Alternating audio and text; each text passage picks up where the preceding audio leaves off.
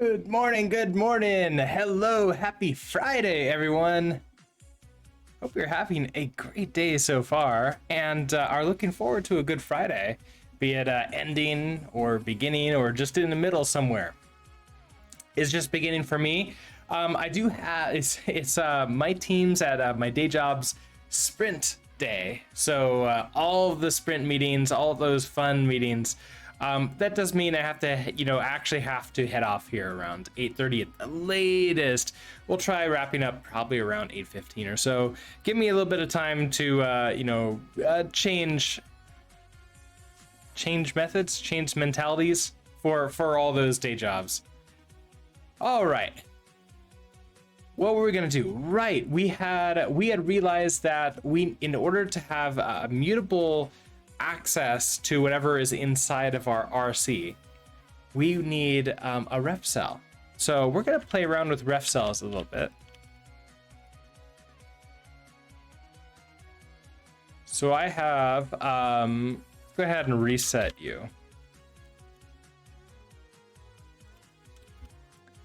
And something we can do is we could sort of like set up exactly what we want. So we can have like a struct, location, that's an X, an F32, and a Y of an F32. Those are the things we know we need. We can have a struct velocity. So I'm sort of like recreate what we have. X is F32. Y is F32. Let's see. What else do we care about here? We have like the entire thing that we're storing this into. That's gonna be a hash map. So we need to use hash map.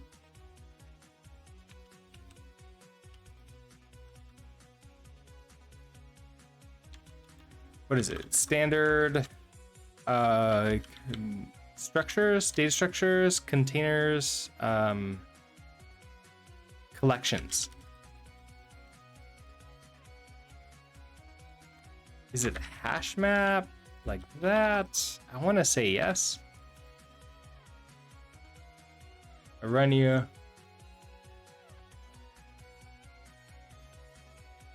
No errors, so that's a good sign. Okay, so then once I have, okay, so let's initialize our hash map and we're gonna put an RC into there. That doesn't mean we actually need an RC, don't we? So standard, is it just RC? RC, like that. And we need standard any. All right, so inside of here we're going to be throwing in let's see, let data is equal to hash map new. We do have to tell this that its type is going to be, so let's do that here.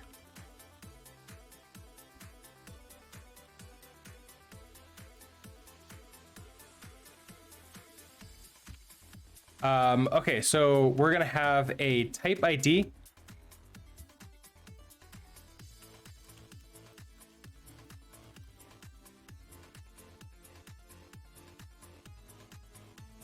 I don't remember where to go get it.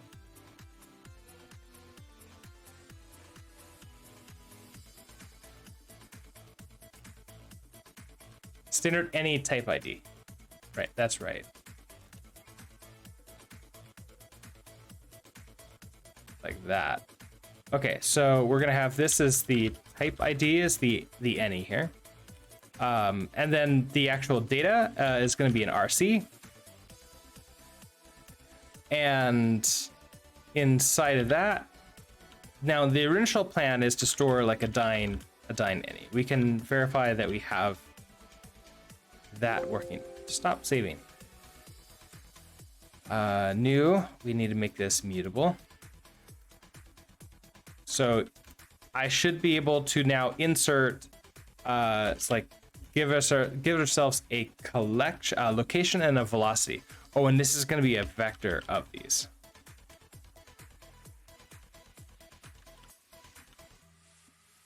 So if we have a location,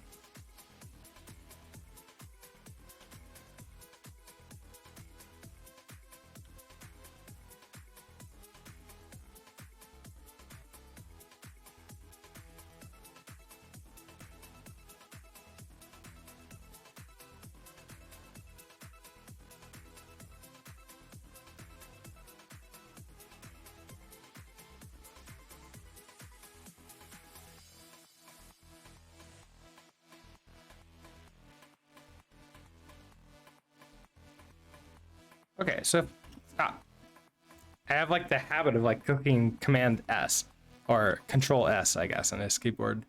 Okay, so now I want to insert these in here. That shouldn't be too hard. We know that there's nothing in there right now, so we're gonna take our data, insert in. The key is gonna be location.typeID, and then we're just gonna store in a vec of RC new location.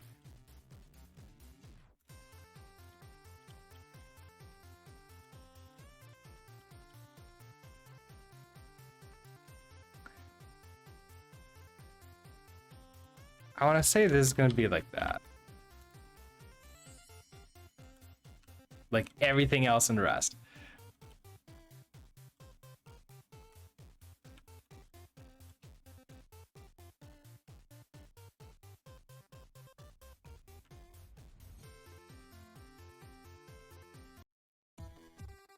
That's all. It's February.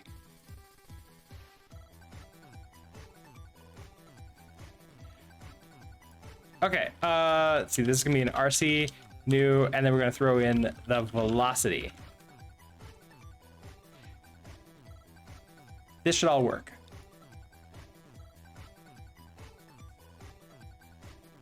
Cannot find trait any in this scope. Right, because you're not lowercase any, uppercase any. Borrow move value location.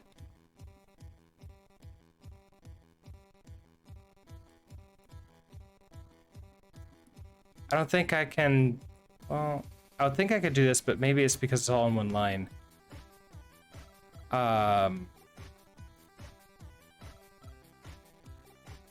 Right, okay.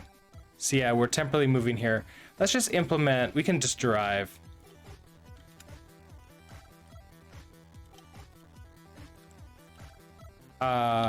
Clone, copy, debug.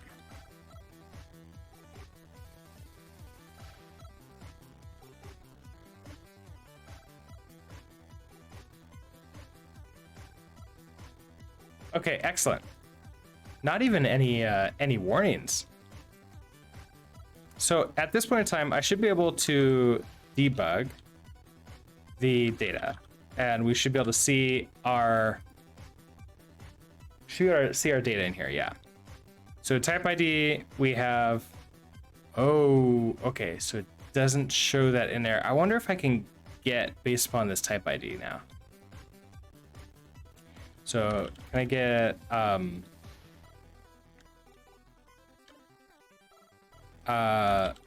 see, like location, I guess it would be like locations equals data.get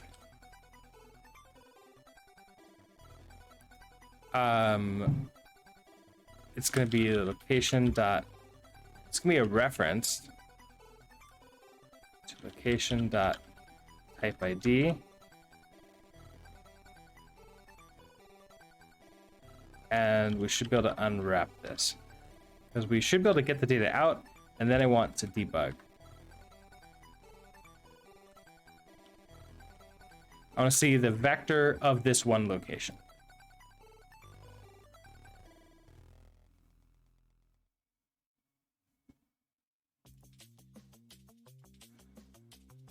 Locations is a vector of any.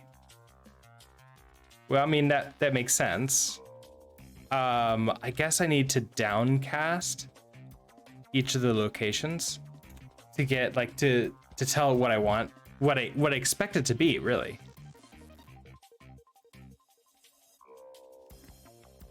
Ah, my tea is here.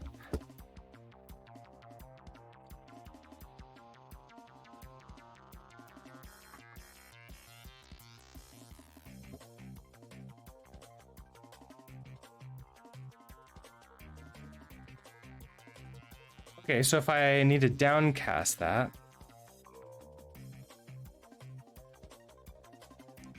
so if we unwrap, that gives us a vector of really the dyn any. So we need to we can clone it at this point in time. Because it's an RC, cloning is something that we can do. Then we can into iter. Then we can map filter or filter map. I think it's map filter. And so inside of here, we'll have we know it's gonna be a location. And we want to return location dot downcast location that Quadabot, hello.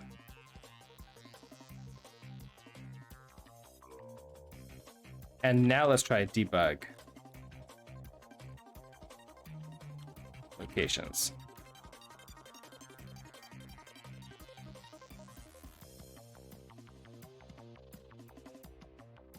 Maybe it's probably filter map.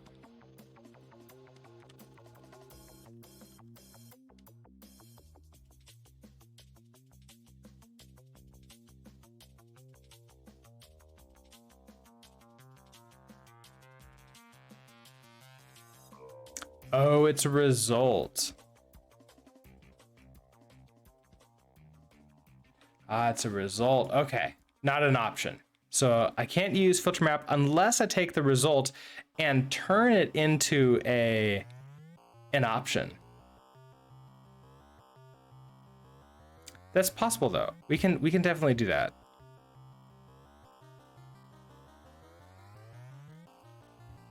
So if we come here and we search for result,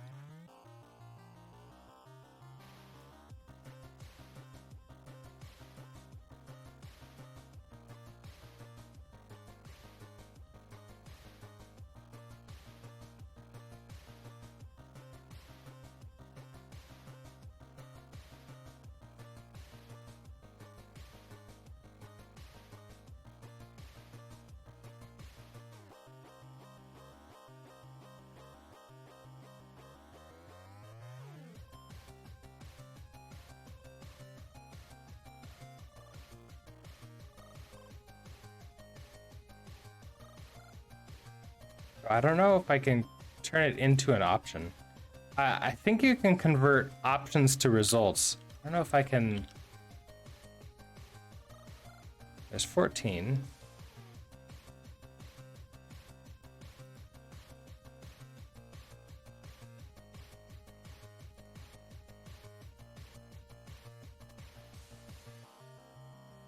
Okay, here it is. Okay, converts from result to option. Okay, so I need to run this okay function on it, and that's not.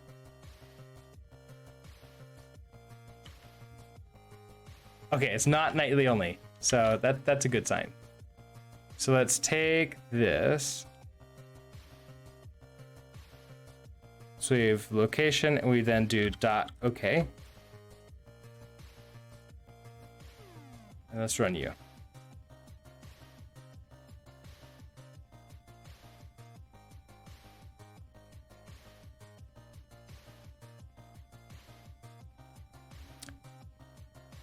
Okay, that wasn't great. I'm not getting like the actual data out of it, even though I'm trying to downcast it to be like the specific types.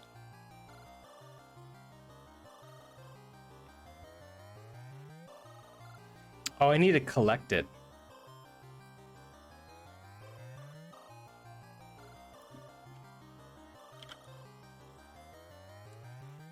And you won't know what to collect it into unless I also give you a specific type here. So we know that you're going to be a vector. Hello, Lord Mizd. We know you're going to be a vector that's going to have an RC of location.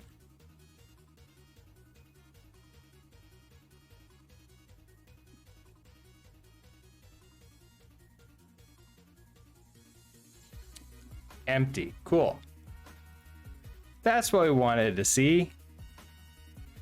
No, it might be easier for us to just do this. Do this here.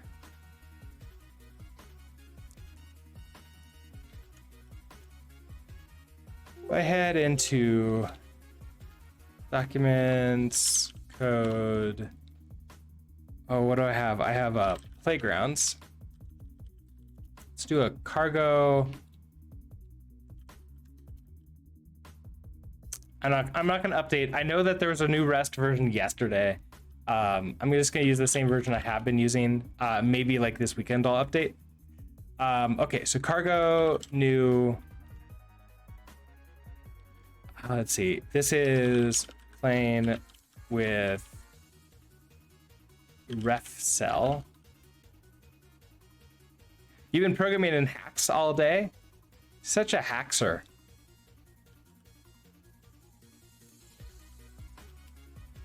Update breaks everything. You know, we've been so far lucky with Rust. Like not much has broken when we do updates. There's been some things that have broken, specifically around like Linux and displaying things with GGEZ, but hopefully not that bad. All right, so let's take everything that I was doing here, bring it in here. And this way we're gonna get the help of Rust Analyzer, which we weren't getting any help of easier. So if I run this now,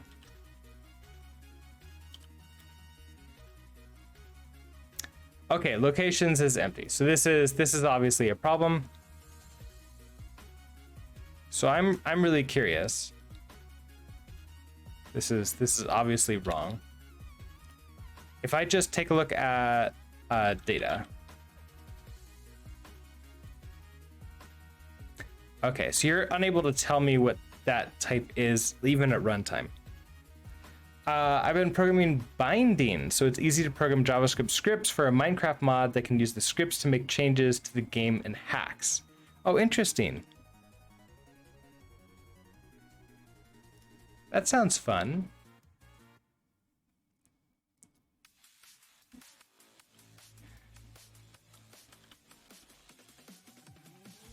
Okay, so we have our location. We insert this in. Okay, so let's get out. So let locations is equal to data.get. We have to give it a reference to location.typeid. And then we'll unwrap this. So that gives us a reference to this RC. Okay, this vector, reference to the vector of RC of dyn any. So then if I take you and I clone you,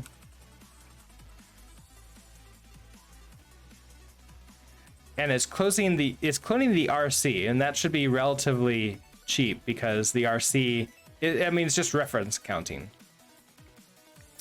Then I need to loop through this.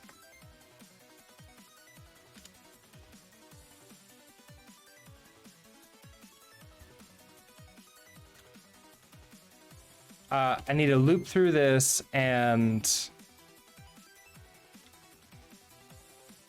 get, let's see, the dyn any. So that means I want to extract, I need a downcast for each of these.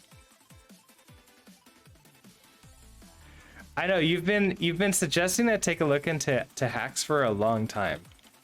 And the main reason I haven't is just is just time. I need more time in the day. Let's see. So there's some days that I don't even program at all, like in work or outside of work. Even when I want to, like, and that's the key, is like, if I don't want to, that's fine. Like usually Saturdays are my non-programming days. And I go hiking and, you know, do food prep for the week and all that fun stuff. But then some days and weekdays, I just can't get to it. Okay. So maybe we'll do like a morning look at it someday. Maybe after this project, we can look at it. Okay, so get unwrap clone. We have locate. So that gives us a. Just we own the vec of RC dyn any. I want to into iterator. And then I should be able to filter map this.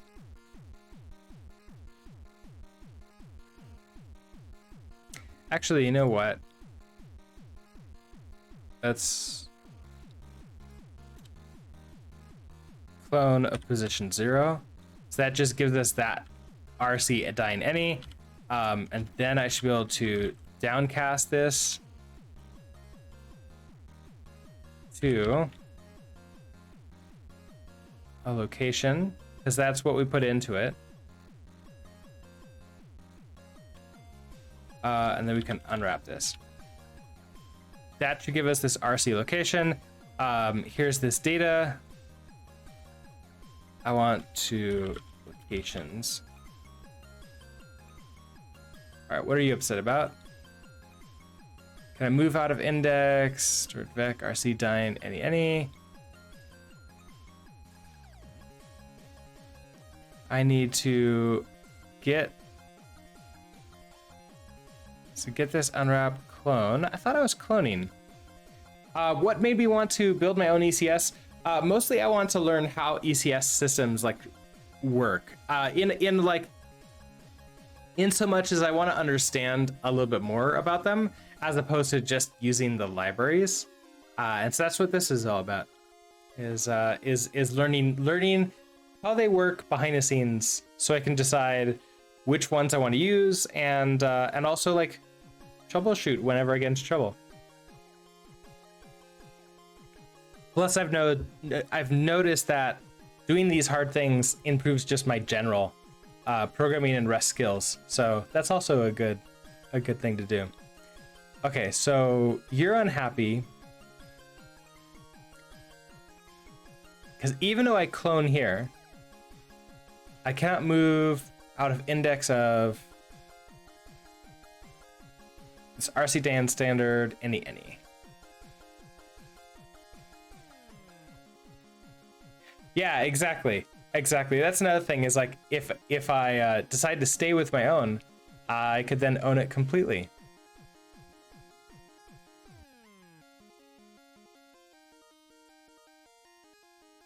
So I wanted to clone this. Do I have to do the get in multiple lines? I would assume not, right? Why? Okay, so over here, if we take a look at our BB-ECS, our data, our queries,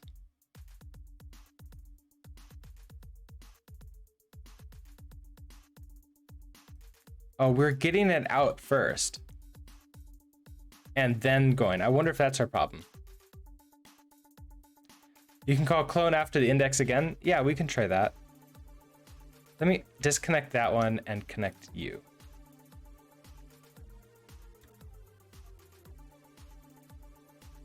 I could, oh, you're right. I could clone here again.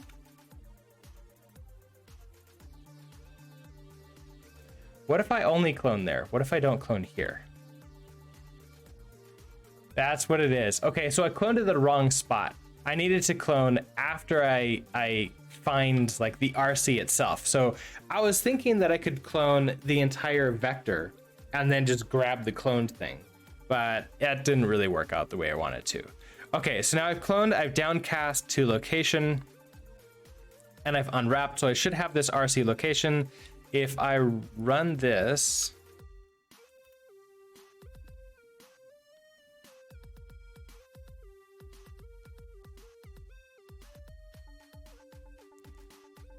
thread main panicked, result unwrap on an error value any.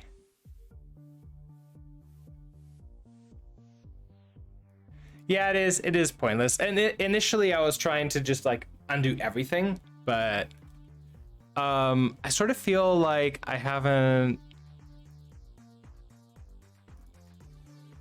like I am storing them in here. It's like I'm inserting into with data type ID, then getting this one out, unless the data type ID is not the same. Let's just try like your 5, your 3.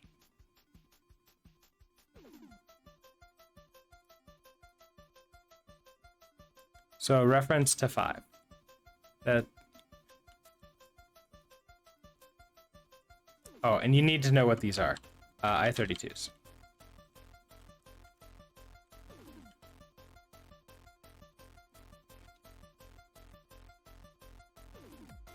No? Right. That's because I need to say you are an I-32 now. Okay. What else do I have? I have another error somewhere.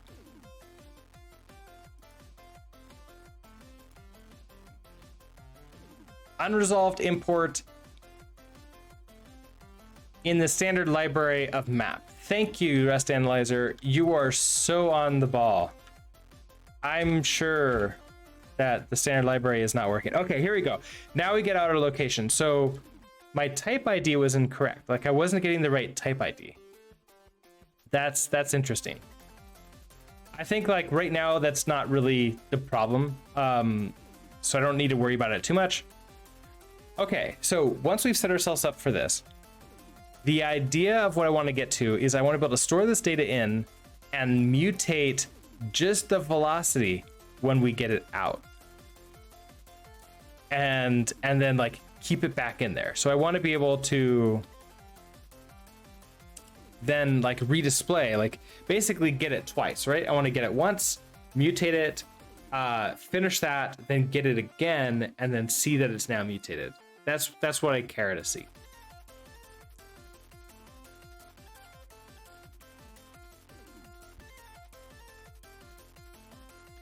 So what does that mean? Well, we learned before we couldn't do that with just an RC, but we could probably do that with a ref cell. So let's go and take a look into that.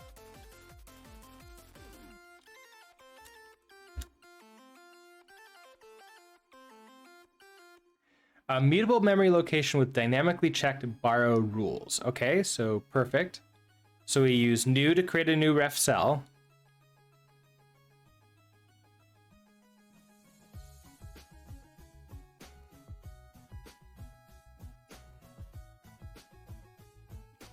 Replace replaces the wrapped value with a new one, returning the old value without deinitializing either one. So I don't think I want to replace. Replaces the wrapped value with a new one computed from F, returning the old value without deinitializing the new one. Okay, so with this one, we get the old, and then we can basically return the new value. Okay, so that's closer.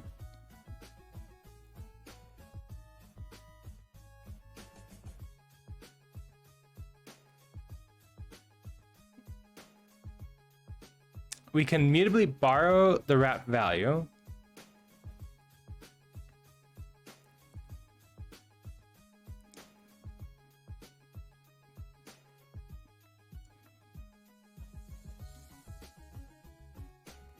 Okay, so we can get this.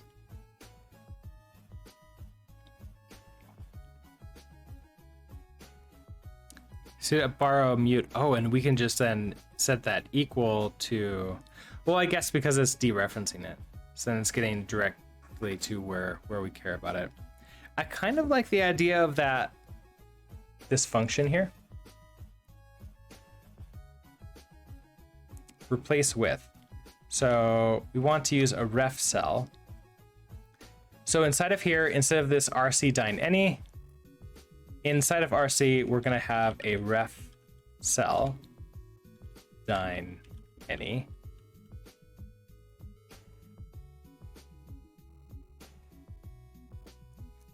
So RC new, ref cell new, add, then we hand it the location.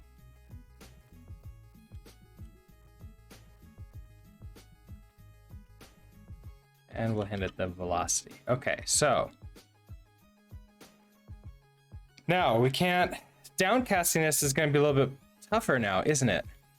Because we're getting the ref cell. So can I say that you're a ref cell location?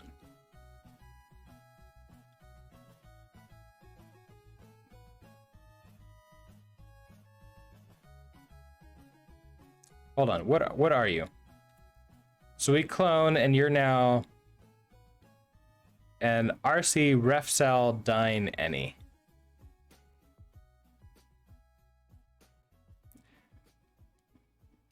Can I just get out of it? So can I, at this point, do the replace with? Okay, I think I can. So then we're gonna get the location, which we know is a type location. At least I believe it is. We'll find out really quickly. So if I just replace you with location, need you to be pub.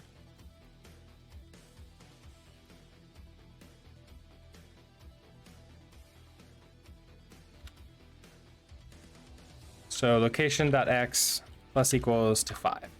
Something like that. 5.0.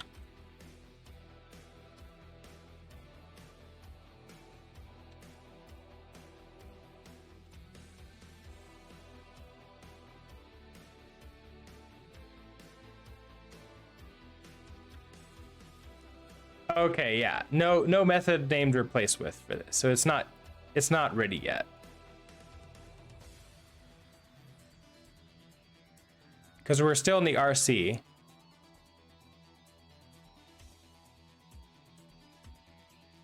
So I need to get into the RC. And then I can do the ref cell. Can I just do this with like that? No. Yes?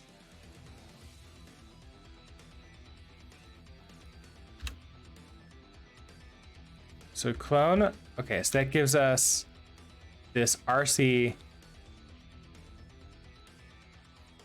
ref cell dyn any into here.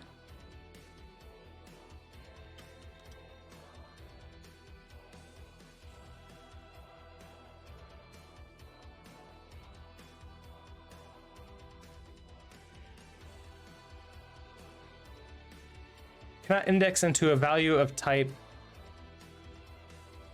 Oh, okay, hold on.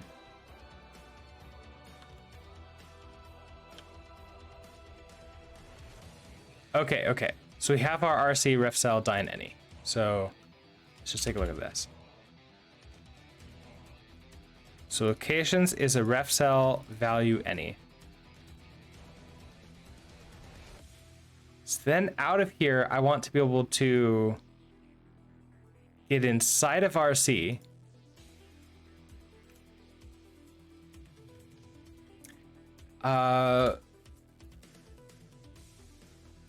Okay, so can I do something like locations dot deref dot replace with be a location, which we can say that you're a location location.x. Initially you're set to just 10, so let's just set you to like 25.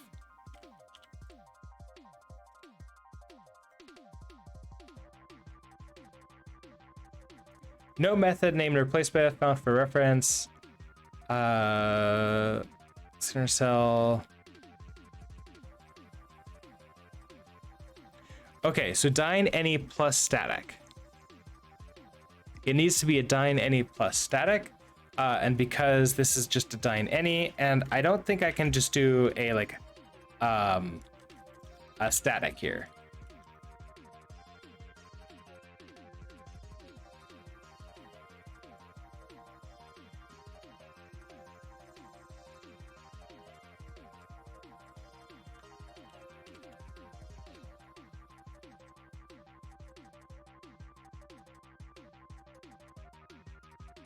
Oh, well, okay. Maybe it does.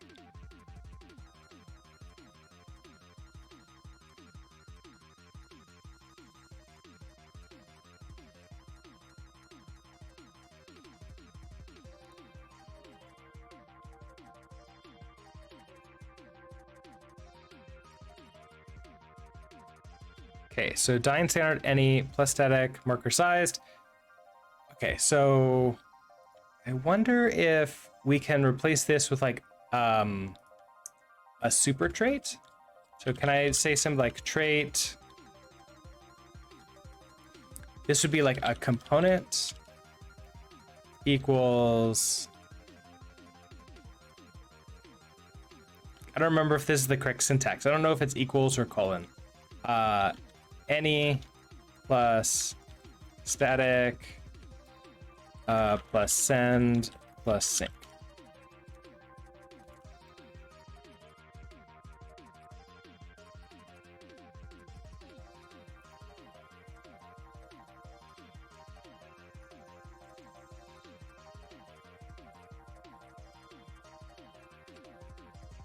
Oh, wait. What do I set that trait?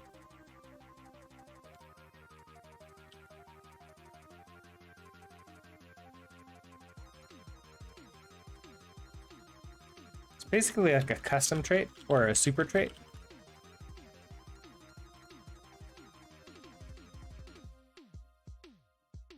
Oh, okay.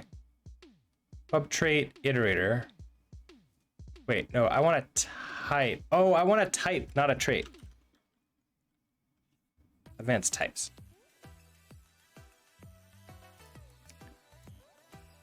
That's what it is. Okay, it is with equal, and I was thinking type, not trait.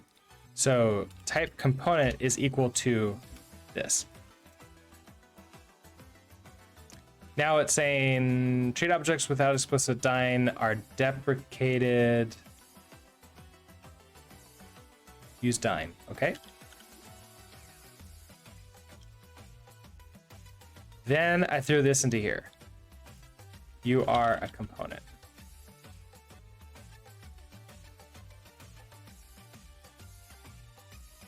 So I'm trying to say that you implement static. You're still upset. We're dereffing you to get the ref cell. Do I have to deref you like twice?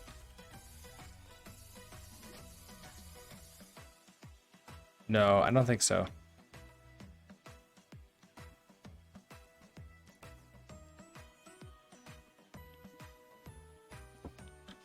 All right, I want to go re-find that documentation that we found before. So I think we had found that in RC.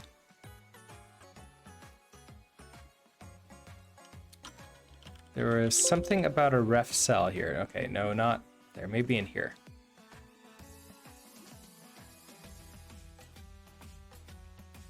If you need mutability, put a cell or a ref cell inside of the RC.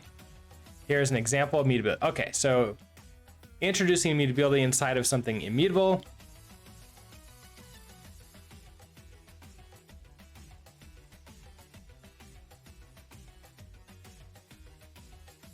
Oh, I guess we could use a mutex too, can't we? I forgot about them.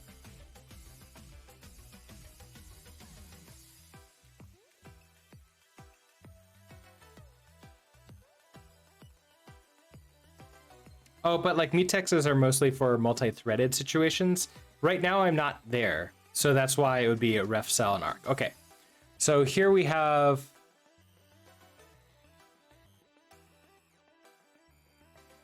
shared map, RC ref cell. Okay, so RC new, ref cell new. Oh, and the hash map is inside of it. Okay, so backwards to what I was doing.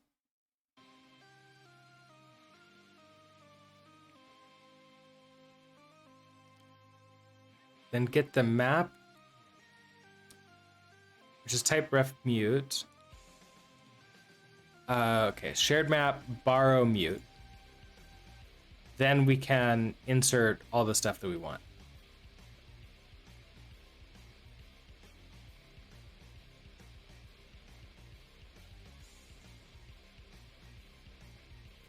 Note that if we had not let the previous borrow of the cache fall out of scope, then the subsequent borrow would cause a dynamic thread panic.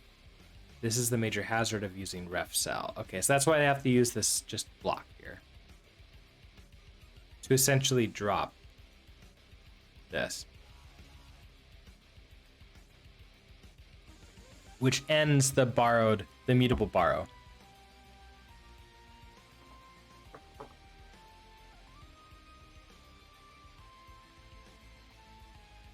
Okay, so if we have, let's try borrow mute.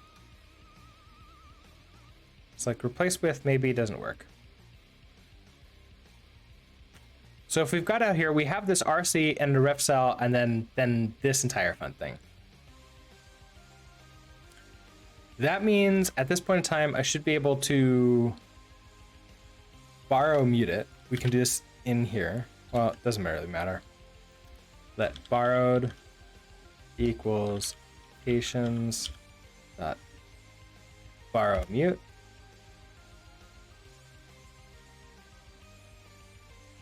Okay, now I have a ref mute.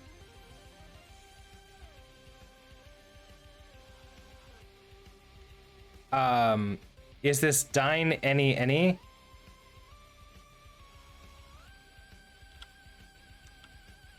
There's no downcast anymore, so I don't know if I can set this. Like, I don't know if I can get the data out of it anymore, because if we take a look at borrowed, it doesn't know what it is, does it? Yeah, it's an any.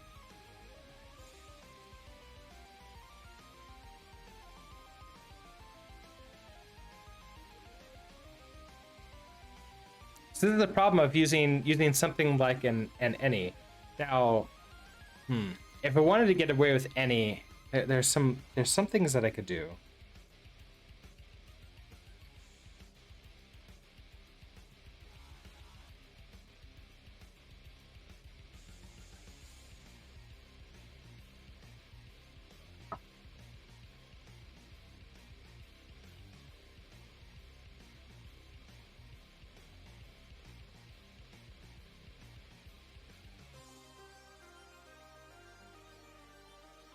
Can I destructure it and get it out of there?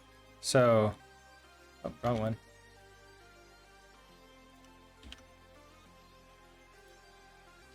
Destructure you and just get at your data. Right, because it doesn't have a size and a compile time, because I have to tell it what it is. So does that mean here I have to downcast it?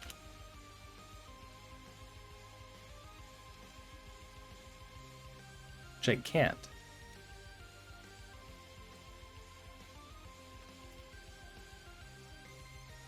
Really?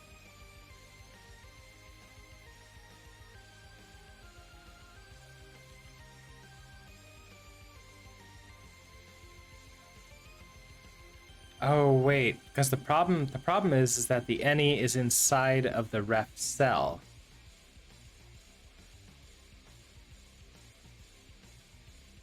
The any is inside of the ref cell.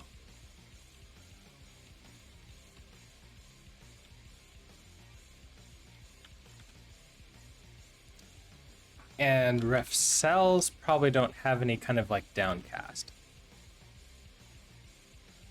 So where am I? I'm in a standard cell.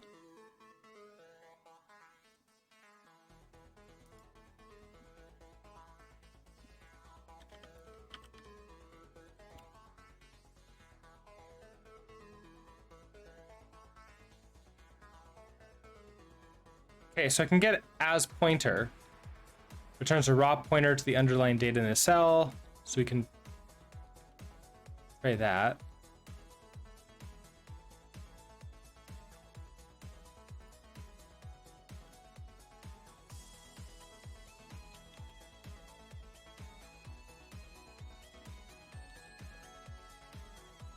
As pointer. But you probably still don't know what you are, do you?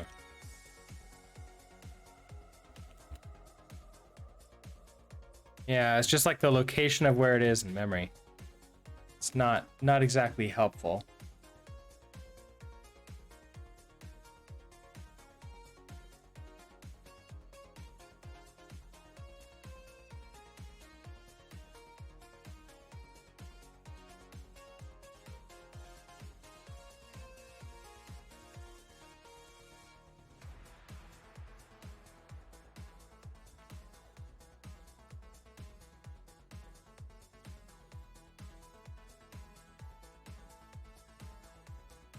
And I don't think it knows how to get it out.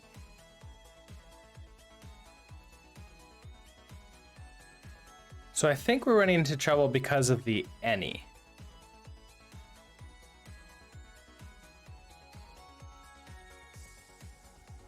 The any is preventing us from being able to get the data out.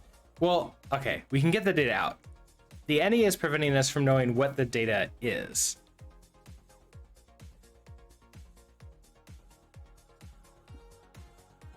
I wonder if it would make sense to create a trait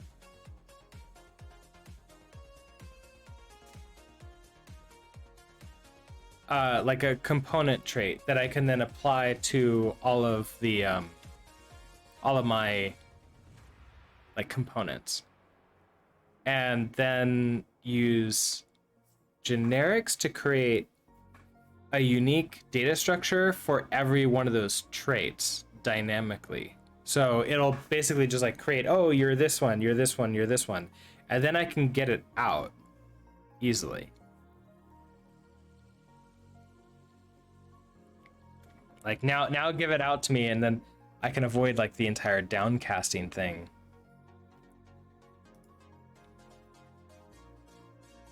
So if I did something like, okay, I want a trait component.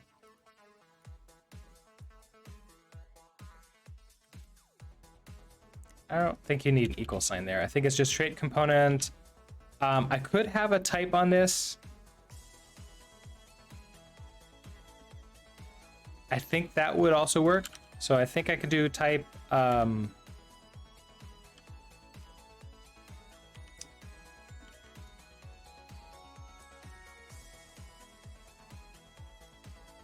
oh, like, okay, so type item. So then here I could do like type send, a sync, a static. So that's also what's necessary for this? No?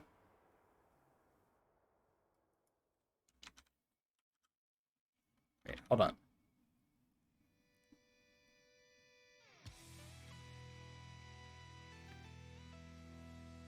Well, that's not how to do it. The type item is a placeholder type, and oh, okay, so that's not how to do it. Oh, okay. So type item equals that. Oh, okay. Because of that. Okay, okay. It's a place. Okay, so I'm just creating a type. I don't need to do that here. So if I don't, let's say I don't have a, oh, I get it. Because I can have like a return. I can have like a getter and setter. So I can have something like function get, like get the, get. And this is like self, and you return whatever the data is, but we don't know what that data is. So this is where we need type, type component data. And we know that you are send, wait, I don't think I could do that. And then you return a component data. You return a reference to component data.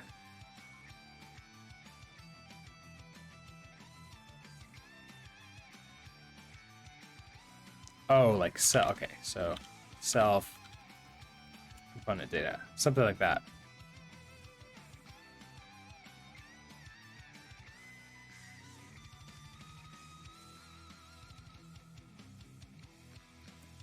Okay, so then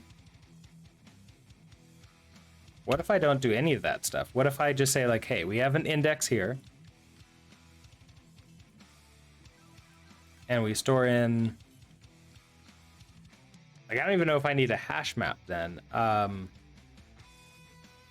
If I have a struct with all the different datas, it's gonna create all the different datas here?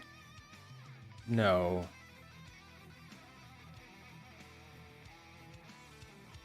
I have to like, maybe I have to go like reread the chapter on generics and like how it automatically, because I think it's automatically creating the code behind the scenes for every single type that it cares about. So if we have this trait component, and let's say we implement this component for location. So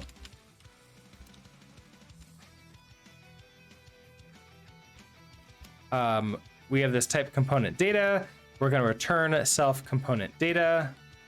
Now, do I have to set you specifically like equals location?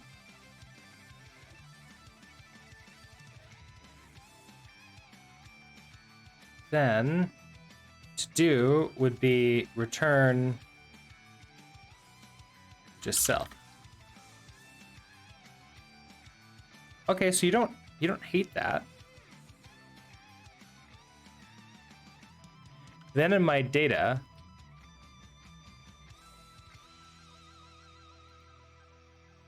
we have an I32 and,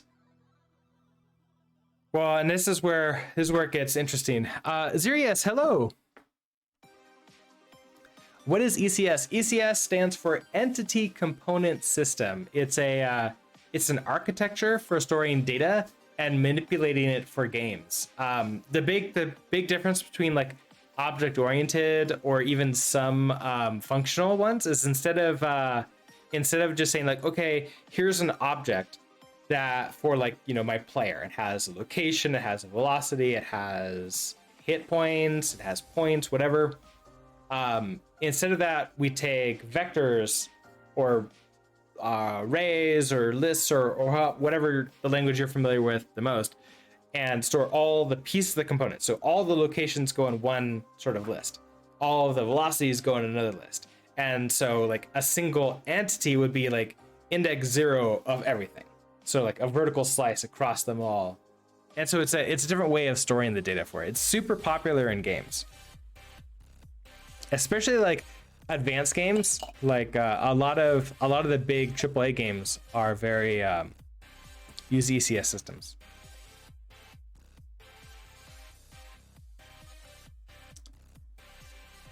So then in here, can I don't know if I want to say that this stores like a, let's maybe create a struct for the data then. You guess you haven't used this since you're using a high level language. It would be like you could definitely use them in high level languages, but it's not something that you're going to run into unless you start like specifically look out for it in games. But there's a lot of libraries that implement them too. Like so this is Rust. Specs and Hex are two ones that I can like mention right off the top of my head. There's also Legion, I think, but I haven't looked into that one at all. Okay, so if I have like a struct, like our data. So if we do data and we're going to do this hash map. So at this point in time, does this even make sense to do like this hash map with a generic in it? Because it's going to create, is it going to create a bunch of hash maps, or is it going to just create a bunch of items in the hash map based upon the type?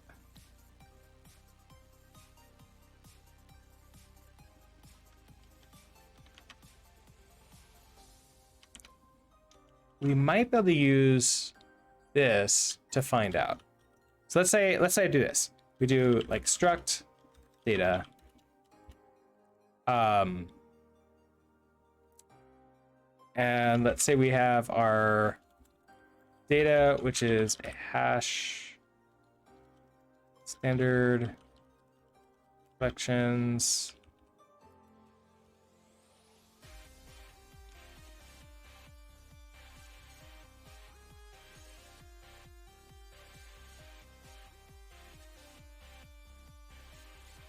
And I use something like an I32 and a, I don't know, a U32. We'll just do two numbers for right now.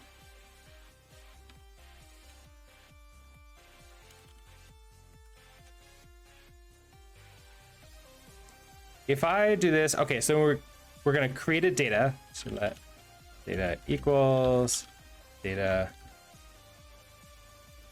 Data is a hash map new, and I put like a 15 and 25 in here. So if I just do this and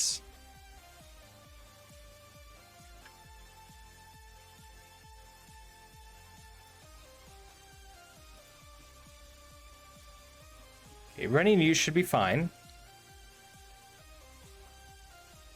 You're not fine.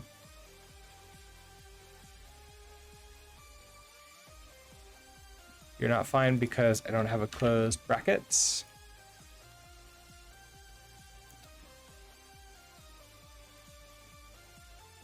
Wait, what function? Oh, because I don't have a new. Wait, now I do have a new. Hash map new. Close that. Close that. Oh, right, because I can't do, okay, so hold on. You have to do this. Let data equals hash map new.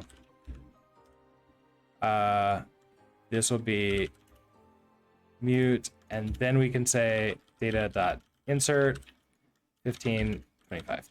That's how to do it. Then instead of here, it throws in data. There you go. Okay, so we have the data in here. Now,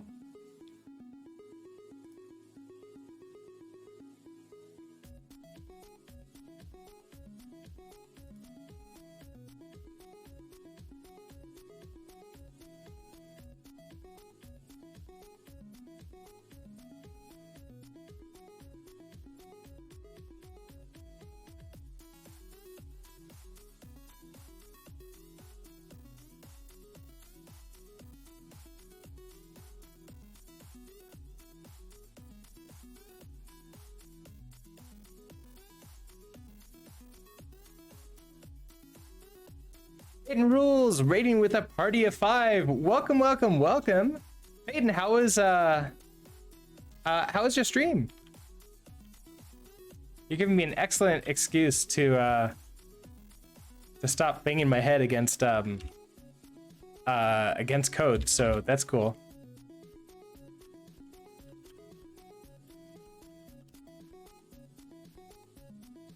I'll wait until I get some chats, just in case you're all stuck in some kind of advertisement.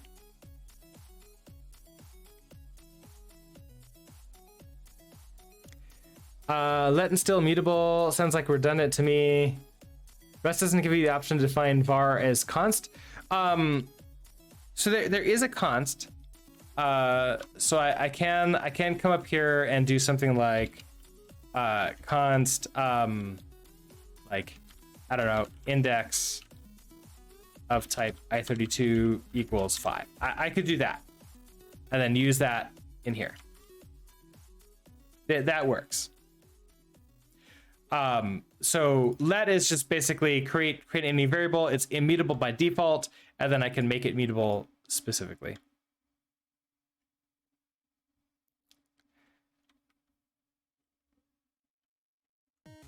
All right, let's try playing this game. I don't know if Peyton, you're able to. Oh, Peyton, okay, you did make it. You did make it. How's your stream, Peyton? What are we working on today?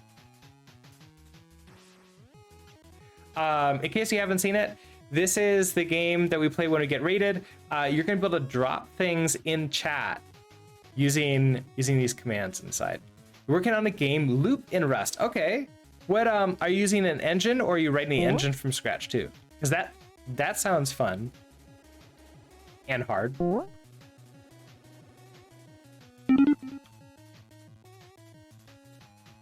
From scratch, just using WebAssembly. Okay, so you're making like a web-based game engine, but with Rust sort of like driving it from behind. Yeah, that sounds like a lot of fun. You're not gonna write an engine though, just a game. Okay, so you're just writing like the game loop on its own. And then so yeah, what are you gonna use to like display? Just canvas?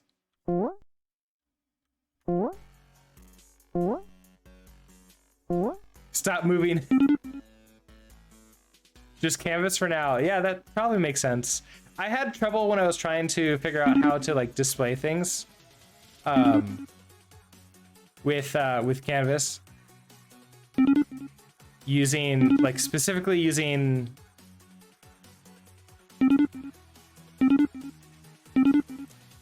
what is it? Specifically using a bunch of like the Rust. The Rust and canvas was like really hard for me to figure out. Mostly because things were like kind of working and kind of not working. Wow's on BindGen, WebSys. I'd love to see like how it's working by the time you get there.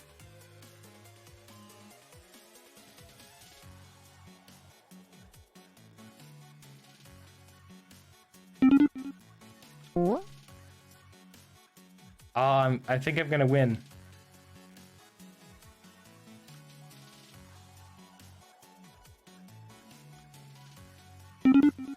This is where if Danny was in here, we'd have the rain of fire at the last second.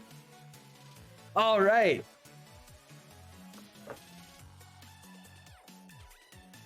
And Zerius, Epic Blarg, and Quadabot, you're both now got points on the board. Apparently, if you don't take the dog out, she's gonna die, though. Yeah. Oh, you spammed and it locked you out. Oh, I'm so sorry. Yeah, that's the one negative is I want to figure out maybe like a different method of interfacing with that game. Then it can be like not through chat, and it could, you know, maybe that would help out. Well, it could make it more interesting for watching, but less people might play it though because it's not as accessible. I'm not sure. Maybe like a simple web app or something. Yeah, using channel points. I've thought about that too. I don't have the. I need to write a library to get the events. I have chat right now, but unfortunately, the way that Twitch works Twitch's API just doesn't show you, it doesn't show you events in the chat. Like they're separate APIs. So that's fun. So what I was hoping is to see that we have this, okay, we have this hash map.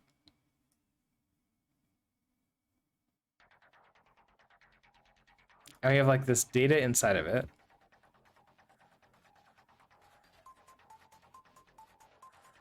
And so you see this I32, U32.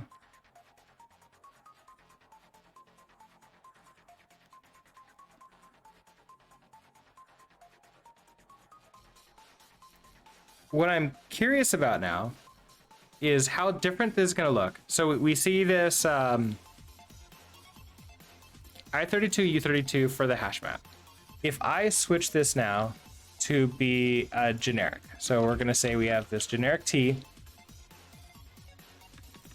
and maybe we keep the index the same, and we do T here. But we're going to limit it and say where T is send plus sync plus static. So at least like it's not everything that it could possibly be.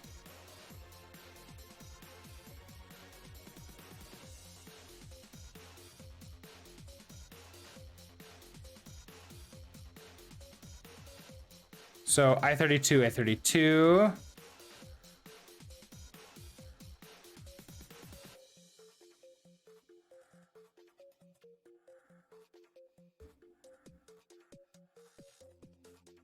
I'm looking to see if I can now find like U32s showing up, I32, U32, but no, so far it's I32. I've not looked through this very much, so I may be looking at the wrong spots.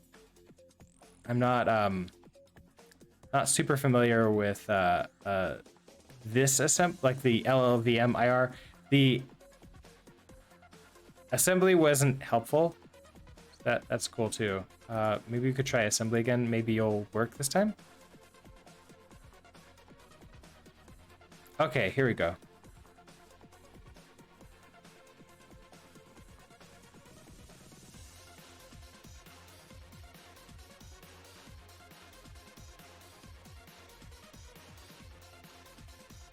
So I want to find where it's creating the hash map. Okay, so here's the hash map, new.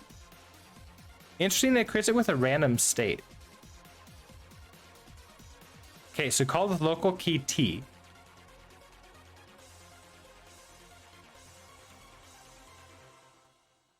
Okay, so hash map new with a closure in it. Okay, so here's a U64.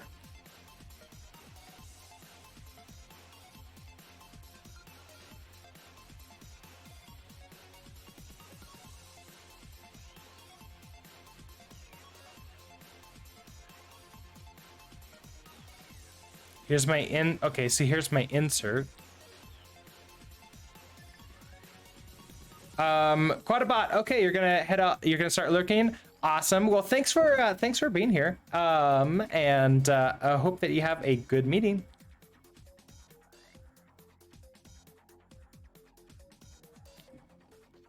So can I see all the different types that it's creating? Local TT.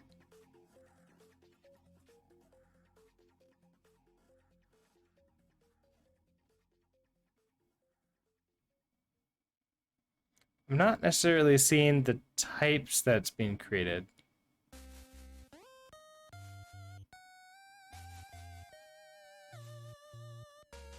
So I guess I'm trying to see, like, is it creating multiple hash maps for all the possible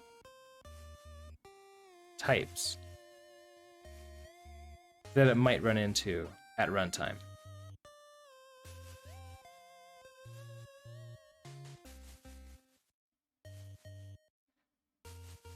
I don't know.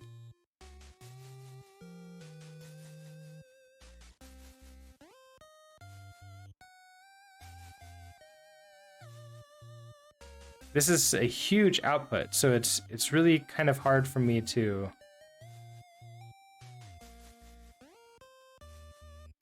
to determine like where that would happen.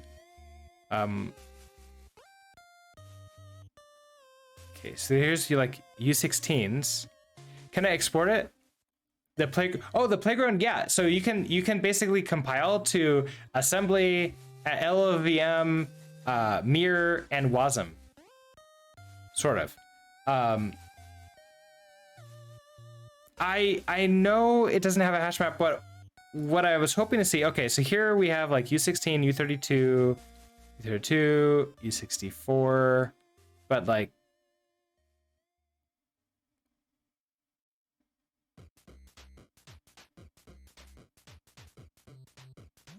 U size. Okay, so is this where it's getting like all the different types and then setting them up?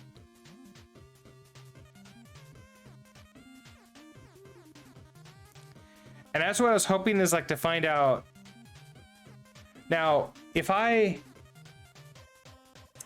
don't do a hash map as like the storage for this, if I just do like the data is just a vec of type T.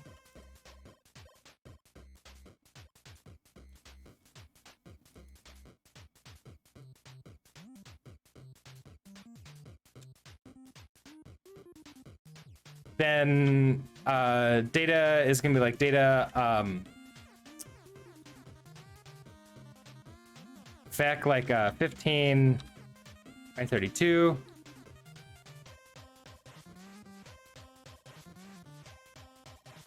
Yeah, the LLVM IR might. Let's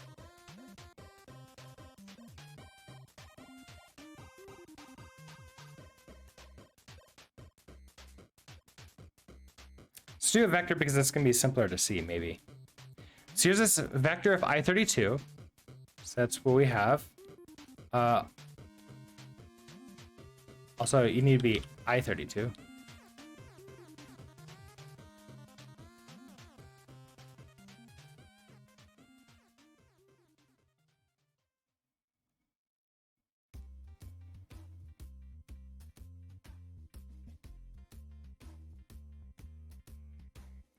So here's this vector of I32.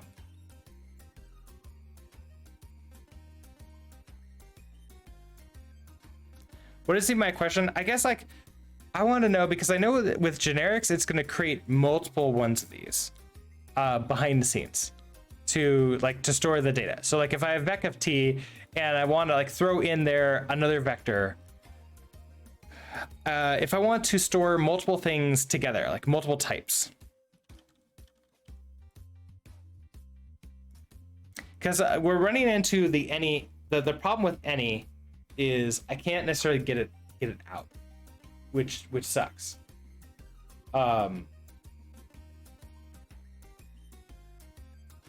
This is what I'm running into here is I'm saying like, okay, I can't get my any out to then be able to mutate it.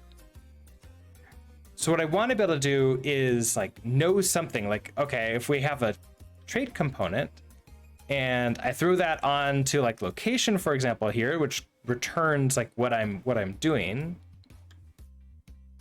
How do I get that out? And I guess it would still be a dyn, right? It's like this would be hash map of let's just say like I32 and RC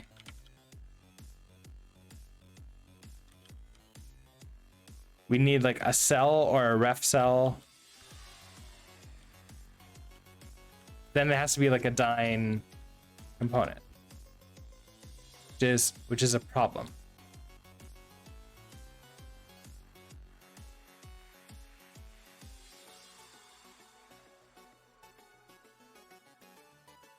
Oh, component data.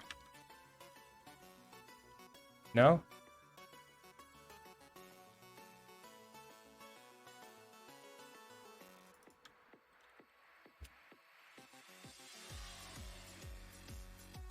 The value of the associated type component data from trait must be specified. So on right here, we have this component data.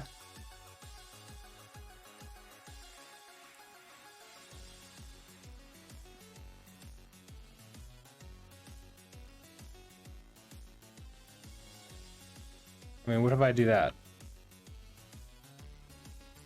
Oh, dyne component data equals T. Interesting, okay. And well, that's like now doing dynamic dispatch and generics together. Feels wrong.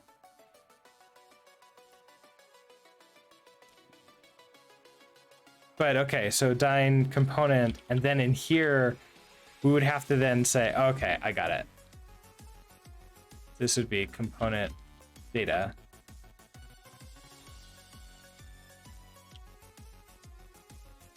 Data is equal to something, like I could say right off the bat, it's a location. But now everything inside of this hash map has to be a location, which is not great.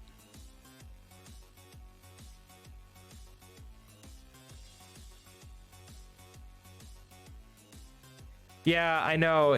So I think what I need to do is do a little bit more research into how to store a grouping of types that are different together. But I create the types myself, like, but the types, I don't know what they are, but I can have traits for them. So like, for example, we can have this like component trait.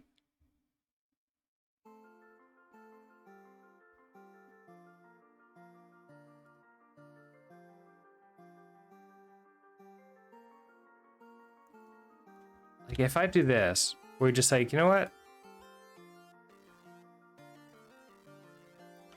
Does that work? That also works there.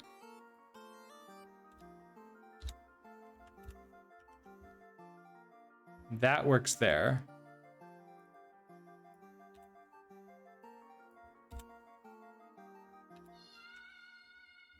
So you're okay, you're back to unhappy again.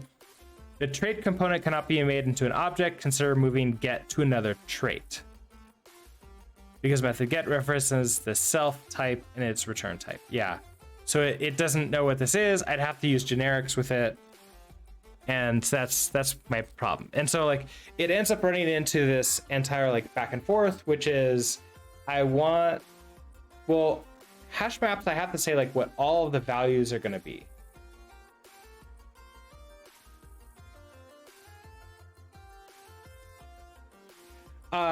You don't know anymore what's going on.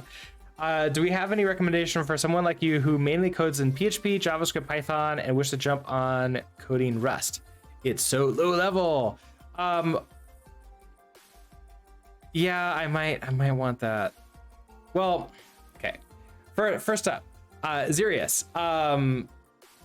If you want to jump into coding Rust and you haven't like checked anything before, the book is a great resource. So there is a sort of like the Rust community really like loves books, specifically free books. So if we go to rustlang.org, you click on get started and wait, no, the wrong one. Learn. Click on learn and then read the book. And this brings you to the Rust programming language book. It's a great resource for sort of getting started out. I did do a read through of this live on stream and archived all those to YouTube, but that was several versions ago. So things have actually changed and Rust has gotten a little bit easier since then. So I would just start there and then play with them because they take you through like different projects. So that's where I would start with. Yeah, I thought about that. I thought about using enums. What I really want to be able to do. The official word plus O'Reilly's programming Rust is a really nice combo. Oh, that's nice too. Let's see. Yeah, let's head over to my YouTube channel.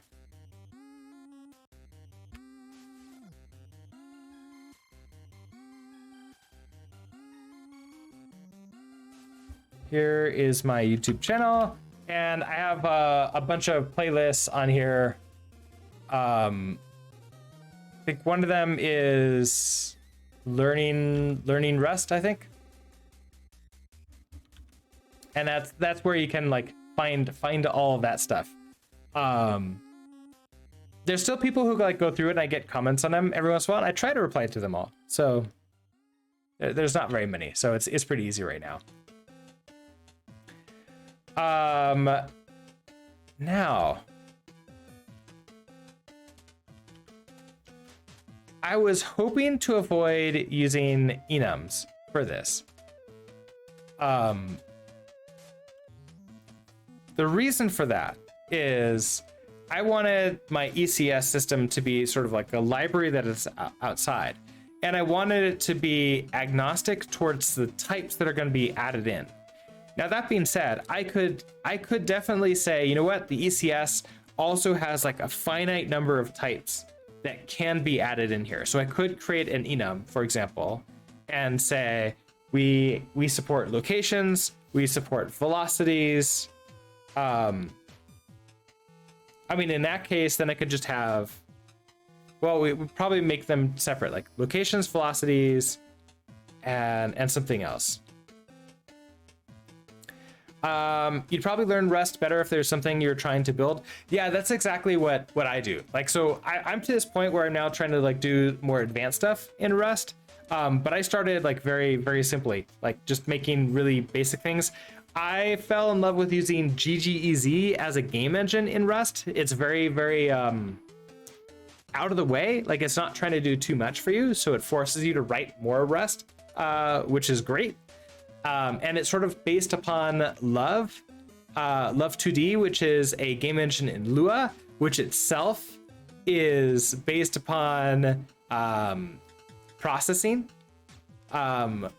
So in a way, it like goes all the way back down to processing, which I think is a great library / language / framework for various languages to sort of get people going with graphical programming. GGEZ, Lazy Man's game engine. I would say like it's less lazy though, because you still have to do a lot. I don't know if there's any lazy game engines in Rust. There's so, no matter what you choose, there's a lot of work to do with it. Can you compile a GGEZ game and run it on the browser? No, unfortunately not. They've talked about implementing WASM compiles for it, but it's not officially supported. There's better game engines for that. Well, so GGEZ isn't directly based on processing. It's based upon Love 2D, which itself was based upon processing. But Love 2D became a fully fledged game engine, sort of like moving away from processing. So it's like twice or thrice removed from it. Distant cousins nowadays. But the entire idea of like just being simple and getting out of your way is the general idea here. So if I was to, like, for example, switch over and use like an enum here, I would have to make the design decision that our ECS would, the ECS would be, would hold the types. Like, it would be the ones like, okay, it's a game ECS, inside, maybe like not even world, maybe in here, we would have like the types, the components that are S, inside of the library, we would pub mod components. And so then we'd do something like, okay, we have a pub enum components. And so here we'd have like a location. And then you would need to be we need to figure out how this works. Not often you hear thrice used in the coding screen. That's true. Also, hello Utsby. Okay, if you want to stay on web, build browser games, is there an engine framework that you can start on? The WebAssembly stuff is pretty good with Rust, and so it sounds like Peyton Rules is doing a lot of WebAssembly and towards like building a game with front end. So let's see if I can find his channel, because he's not online right this second. Where are you? Oh, there it is. I don't like the fact that when I go to like my Twitch front page, it's not in order. Like not in alphabetic order. I'd love to change that. So here's a link to Peyton Rules channel. If you want to go watch him, he's doing a web-based Rust game. Philosophical question: are you using ECS because you like the pattern as a user-facing interface, or are you heavily into data-oriented development? I'm heavily into learning data-oriented development to improve my coding skills and truly understanding the benefits, cons, and how these ECS libraries work. That's why, right now. From a data-oriented development perspective, you probably want to avoid dying, and it's better that the engine locks down to a few primitive known types. Yeah, I know, like, I want to go back and forth. Now, if we go and we look at like hex, for example. So if I do like docs.rs, and we take a look at hex. Hex is an ECS system that it sort of was looking at to sort of see how it's working. We have their world. When they spawn, they get a dynamic bundle. Okay, so components that implement this dynamic bundle, but we see they're using generics here for all the different types that they can. It's like, okay.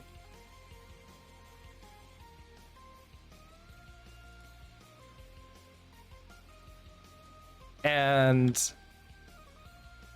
let's see, where else was it? If we go to source, right, we can't look directly here. We have to go into the repository, because there's some like things that are not documented showing here that we can only get through the code. So inside of here we have the entities, and I need to go find entities in here. Here it is. And we have a vec of the metadata. Okay, that's not very much in here. Oh, you know what? It's in the world, I think. I think it's in the world.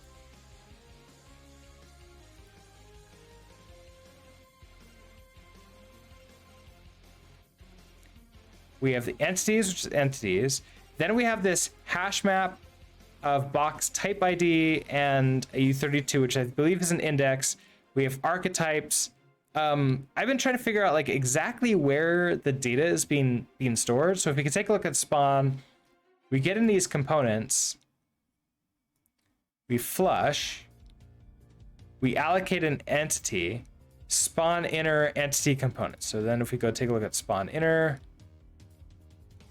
we have the components and the entity for those components, archetype ID, components with IDs.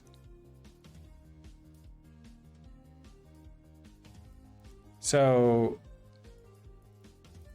and because it's using impl, it's now dynamic dispatch at this point in time.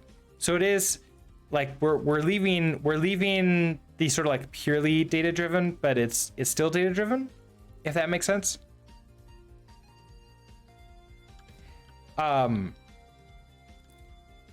But I could definitely do that. I could definitely say,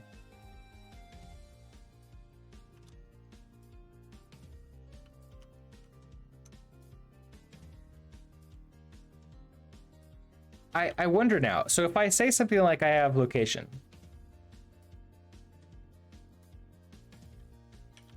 and say don't even implement component for it. Let's not do that. We have location and velocity. Say we don't even have this trait component.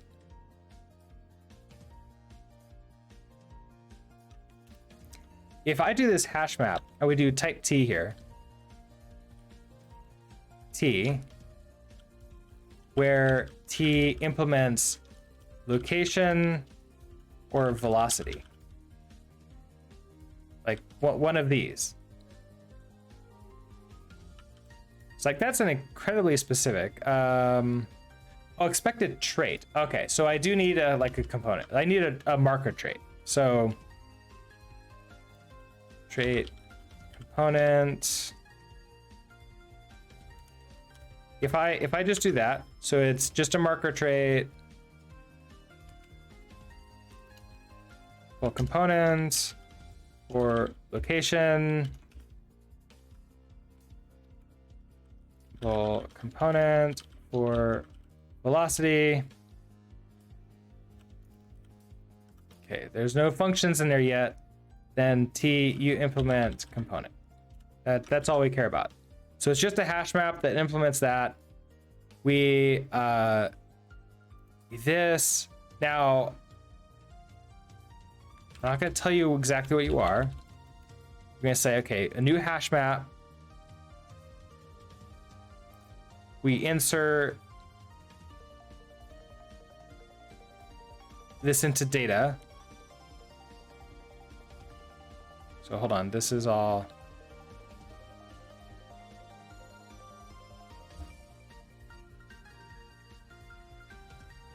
Data new is going to take in this data with a hash map here.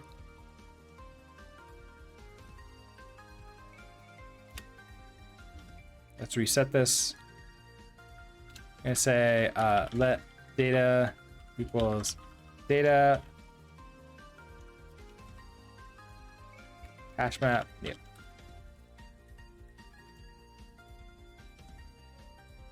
But we have to tell it the type and type. Okay, so type annotations needed for this. So we have to be able to say, okay, your type. Like what is that T then? Can I just say component?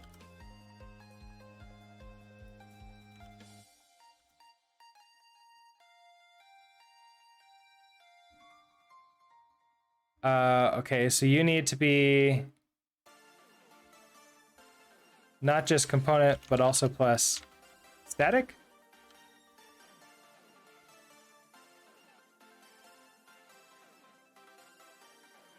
Use dyn. Okay, so we have to dyn this.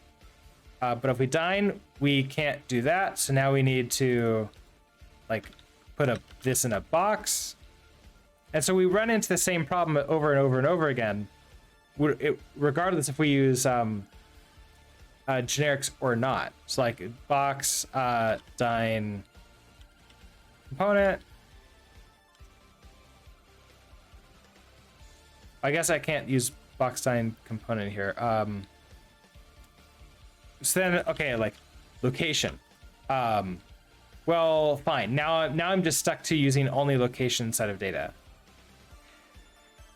So if I did use an enum, then I can get away from using generics. I can get away from using generics, and I can just have a single type that rules them all. I don't know how I would like, so that would get rid of this trait. Get rid of you. Get rid of you, but now we'd have an enum. So enum component.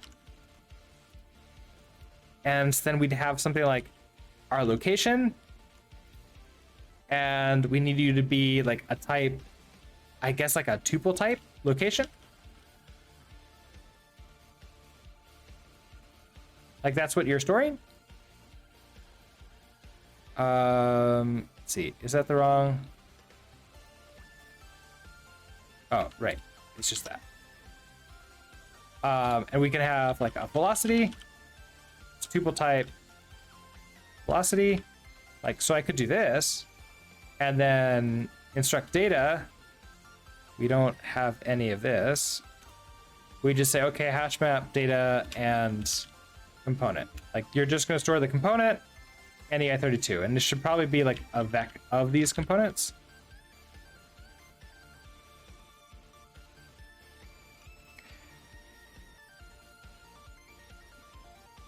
I mean, my other choice is to then just like have a bunch of the vectors that we care about and like throw them into this data, like all the possible vectors that we could have.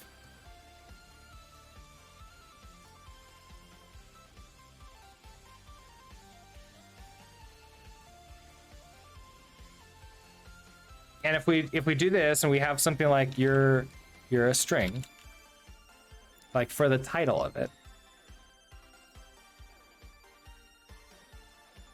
or we even have like an enum component type,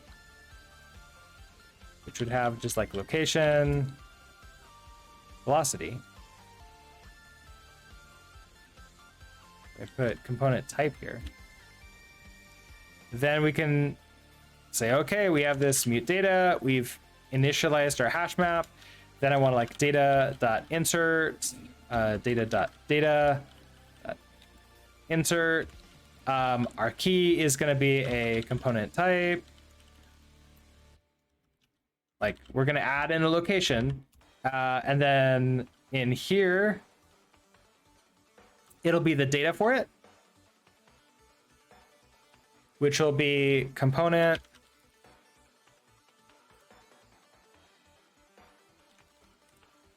location. And then here, location of like x of 10.0, y of like 10.0. And so this would work. I can't actually.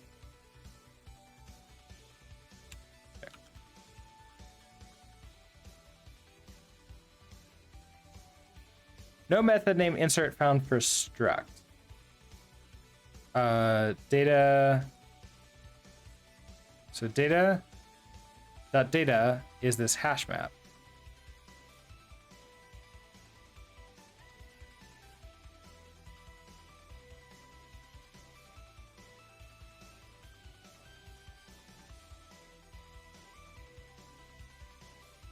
Okay, so for hash map, oh wait, there's no insert? Oh, hold on, you're a vector.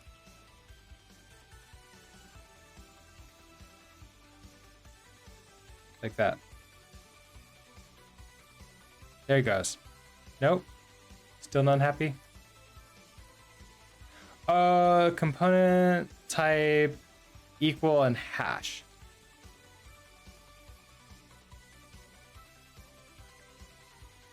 Huh, so I have to have equal and hash?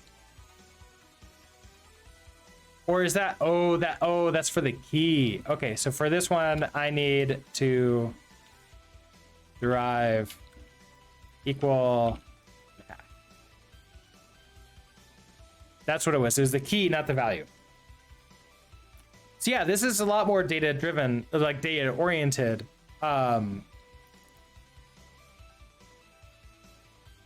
Can't compare component type with component type, the trait, partial. Oh, okay, so fine. We need partial equal to.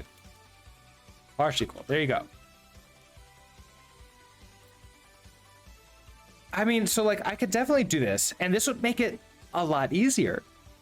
For safety's purposes, and I'm not talking about memory safety here. Having the component be just sort of like one of these things.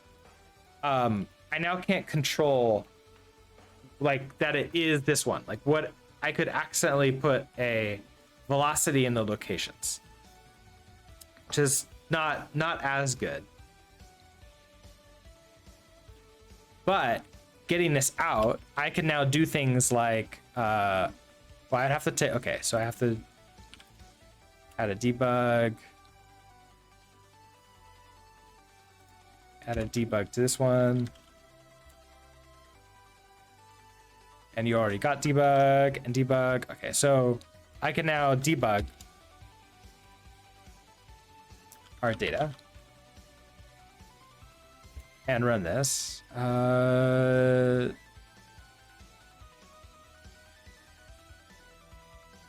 Almost. I forgot on data itself.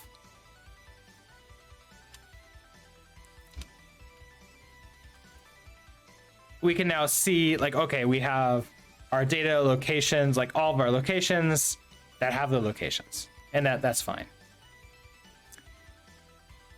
I could write like methods for creating new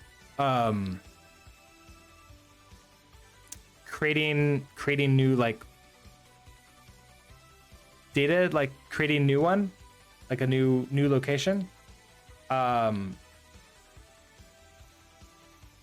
don't know, like something feels wrong to me with doing this, but I don't know if I can describe what.